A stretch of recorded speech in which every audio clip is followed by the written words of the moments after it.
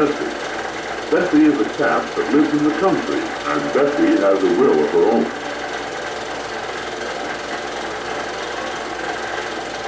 Bessie's friendly enemy is Tommy, a watchdog if there ever was one.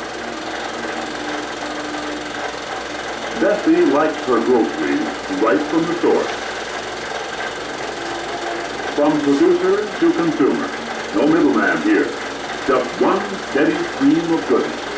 Bessie should worry about the milkman being late. Is that so, says Tommy. We'll see about that.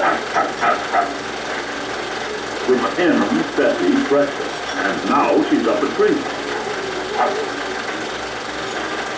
Tommy says he's better equipped with etiquette when it comes to eating. The right thing to do is get...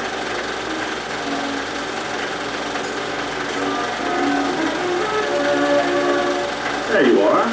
Patience and politeness have their own reward. Then, to show his gratitude, instead of sitting in the limb of a tree, Tommy opens the gate and lets Jimmy out to pasture. And gives a remarkable example of animal intelligence by closing the gate after her. Now meet Jimmy, a raven. Not an ordinary raven by any means, but one with exceptional intelligence. Hen's eggs are his favorite food. Wise hens stay in their cribs when ravens are around, for ravens may be intelligent, but they're also mischievous. Here's where Mrs. Cackler makes a mistake. So Mr. Raven, quick to seize the opportunity, arrives right outside her door. And this unusual picture shows the raven actually robbing a hen's nest. His beak is strong, but he's careful not to exert too much pressure so as to break the egg.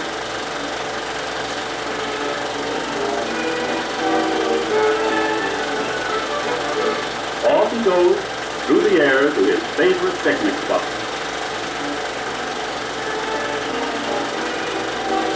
No fried, boiled, or poached eggs for him. He'll take his a la naturel, and he does.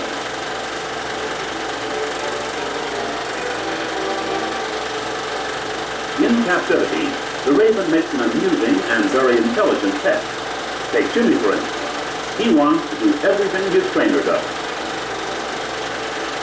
For instance, Jimmy is intrigued by the typewriter, and he wants to try a hand, or a beat, at it right away. Okay, Jimmy, says Curly Flyfoot, who spent many years patiently training the bird. Let's see what you can do.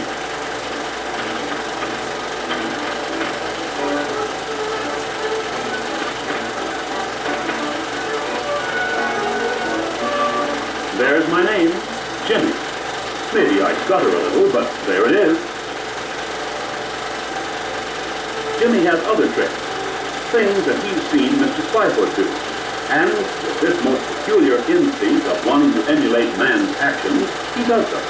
For instance, there's that budget bank. When the slot on top is too small for the coins, there's only one thing to do. Bring up the cash register and open the drawer. There you are. But the job isn't finished. Jimmy is one in a million. Now meet Pete, owned and trained by Captain R.H. Rutherford. Pete is a penguin out for a stroll. Like Tommy the dog, Pete has learned how to manipulate gates. Just where he's headed for now, he isn't telling. Pete isn't one of those Arctic birds. He's from the Galapagos Islands, down near the equator, and he doesn't mind the heat. Nor does he mind anything but his own business. Of course, if he meets a friend, he has no objection to passing the time of day, but he knows where he's going and doesn't stop to gossip. Here's one thing Pete doesn't like, going downstairs. He can't fly down because his wings are useless for flight, but he'll negotiate the steps somehow.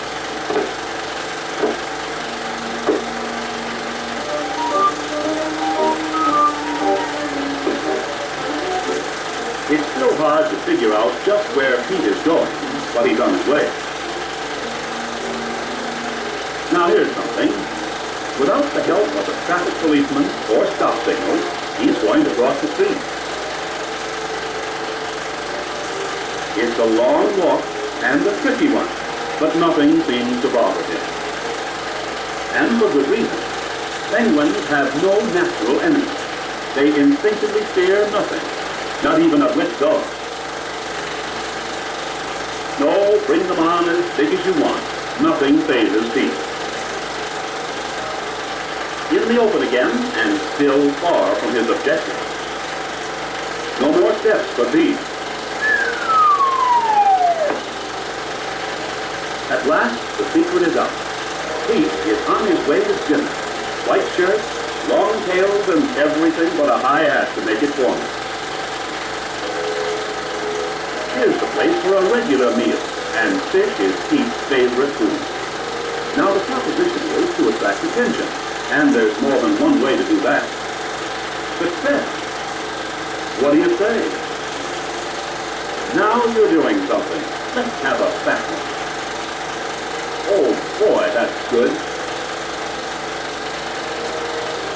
So we leave Pete the Penguin still begging for food.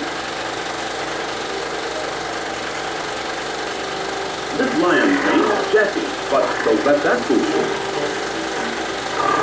The gentleman who is just about to take his life in his hands, or give it to the lion, is Melvin Booth of California. Melvin is a nice fellow, but he has selected a profession that he can have all alone.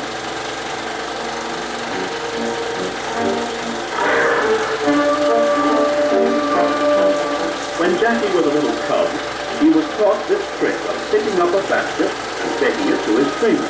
He's 3 years old now, and he does it as gently as when he was a cub. Think of teaching a full-grown lion the trick of playing what we call dead dog.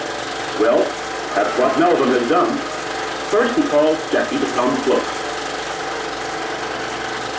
Then he fires a blank cartridge directly between Jackie's eyes. And Jackie, perfectly trained, lies down and plays dead. But the most thrilling and amazing part of Melvin's performance is yet to come. Hold your breath, because this fight is in earnest.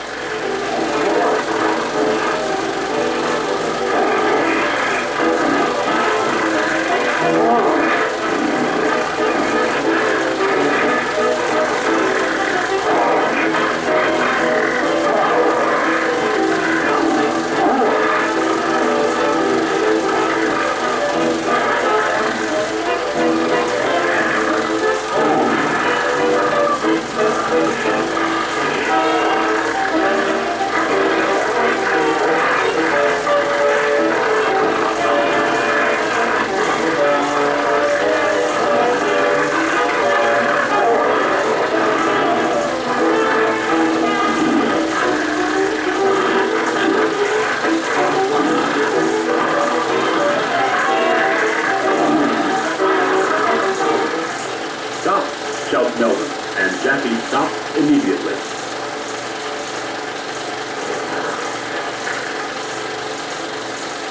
Now that the rough stuff has been disposed of, it's time they made friends again. It's time to cuddle and get comfortable. Oh yeah? But not for us. We'd rather talk about it.